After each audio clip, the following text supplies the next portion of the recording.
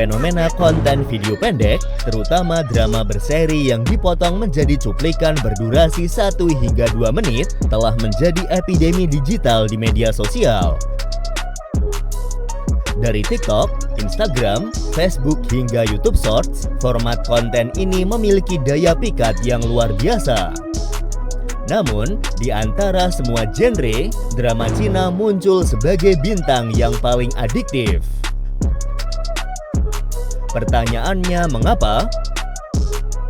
Apakah ini murni hiburan yang tidak berbahaya atau sebuah desain digital cerdas yang tanpa sadar melatih otak kita menjadi malas dan ketagihan akan kepuasan instan?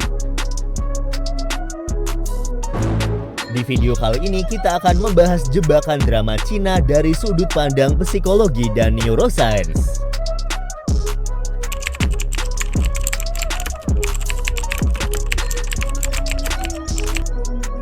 Untuk memahami mengapa drama Cina Shorts begitu membuat ketagihan, kita harus memahami bagaimana konten ini berinteraksi langsung dengan sistem penghargaan di otak kita.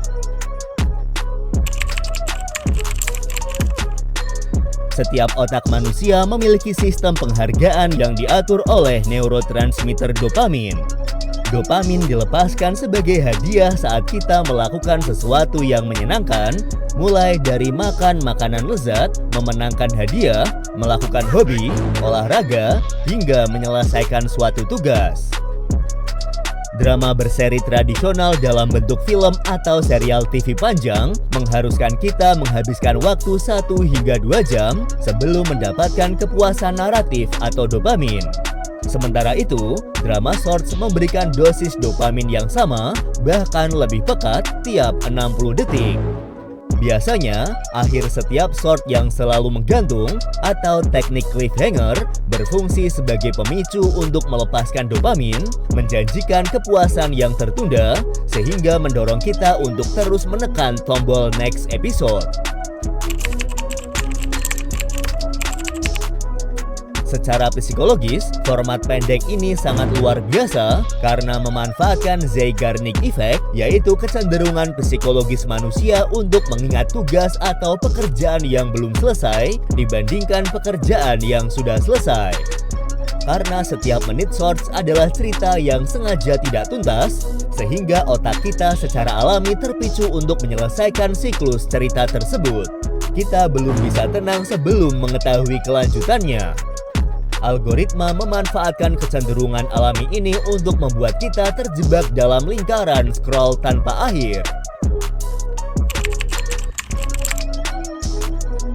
Drama Cina dalam shorts video seringkali menampilkan alur cerita yang ekstrim, seperti si kaya melawan si miskin, balas dendam instan, keajaiban, penjelajah waktu antar dinasti, atau kisah cinta yang mustahil namun dengan resolusi yang cepat dan sederhana. Alur yang cepat dan dramatis ini mengurangi biaya kognitif yang merupakan usaha berpikir yang diperlukan otak. Kita bisa memahami ceritanya tanpa perlu konsentrasi tinggi, analisis karakter yang mendalam, atau mengingat detail plot cerita yang sangat kompleks. Otak menyukai efisiensi, dan drama Cina dalam video shorts adalah hiburan yang paling efisien, sehingga membuatnya sangat disukai oleh otak yang telah lelah karena kesibukan.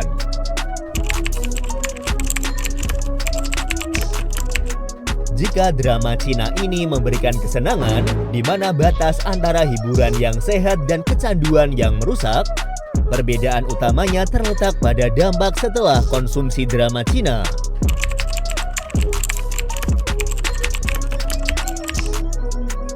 Ketergantungan pada konten 1 menit atau video shorts melatih otak kita untuk menuntut kepuasan, informasi, dan plot twist dalam rentang waktu yang sangat singkat. Dampaknya, otak kita menjadi tidak sabar terhadap aktivitas yang menuntut fokus berkelanjutan. Ketika kamu mencoba membaca buku selama 30 menit, menulis laporan, atau bahkan mengikuti presentasi, otak kamu merasa gelisah dan mencari reward dopamin cepat yang biasa dia dapatkan. Lama-kelamaan, kemampuan kita untuk mempertahankan perhatian berkelanjutan menjadi berkurang. Konten yang didesain untuk dikonsumsi secara pasif membuat otak kita kehilangan kemampuan untuk melakukan pemikiran kritis dan juga pemecahan masalah yang kompleks. Jika otak selalu disuplai dengan cerita yang sudah dipotong dan dicerna habis, otak akan menolak keras saat dihadapkan pada tugas yang memerlukan analisis mendalam, pemikiran lateral, atau perencanaan jangka panjang, contohnya seperti membuat anggaran keuangan atau merencanakan karir. Otak yang terbiasa pasif akan menafsirkan effort mental sebagai ancaman dan mendorong kita kembali ke zona nyaman. Dalam hal ini, konten tersebut sudah berfungsi sebagai narkoba digital, zat adiktif yang memberikan kesenangan palsu, namun merusak fungsi kognitif otak kita.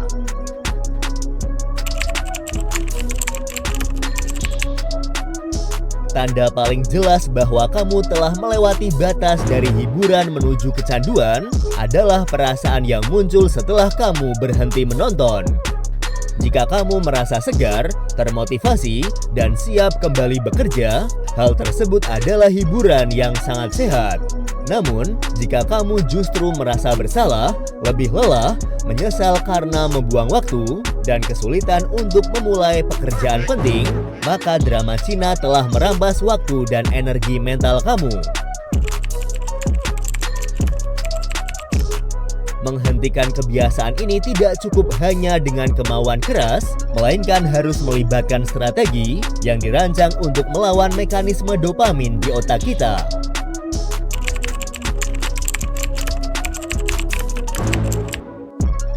Jangan mengandalkan kontrol diri yang rentan, namun buatlah hambatan untuk mengakses aplikasi tersebut. Pindahkan icon aplikasi untuk menonton drama Cina ke folder yang tersembunyi yang ada di halaman terakhir HP kamu, atau hapus aplikasi tersebut di HP kamu.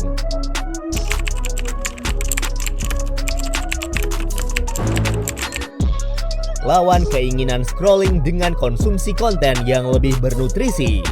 Setiap kali kamu merasa ingin menonton drama Cina, paksa diri kamu beralih ke video tentang topik yang benar-benar bermanfaat atau dengarkan podcast yang mengedukasi. Tujuannya adalah melatih otak kamu untuk kembali menghargai perhatian berkelanjutan.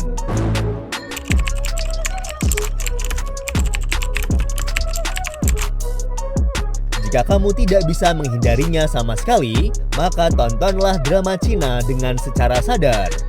Caranya, tetapkan batasan yang ketat, seperti membatasi hanya beberapa episode atau beberapa judul yang kamu tonton dalam sehari. Selain itu, terapkan digital detox minimal 1 hari dalam seminggu. Jauhkan ponsel dan biarkan otak kamu beradaptasi kembali dengan rasa bosan dan ketenangan, karena disitulah kreativitas dan fokus biasanya muncul.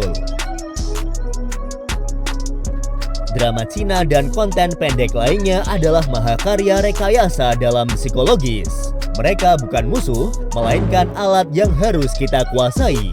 Kita harus sadar bahwa di era informasi ini, fokus otak kita adalah mata uang baru. Jika kita terus membiarkan otak kita terbiasa dengan rangsangan cepat yang sangat mudah, kita akan beresiko kehilangan kemampuan untuk menyelesaikan tantangan nyata di kehidupan, tantangan yang justru menuntut pemikiran mendalam dan fokus jangka panjang.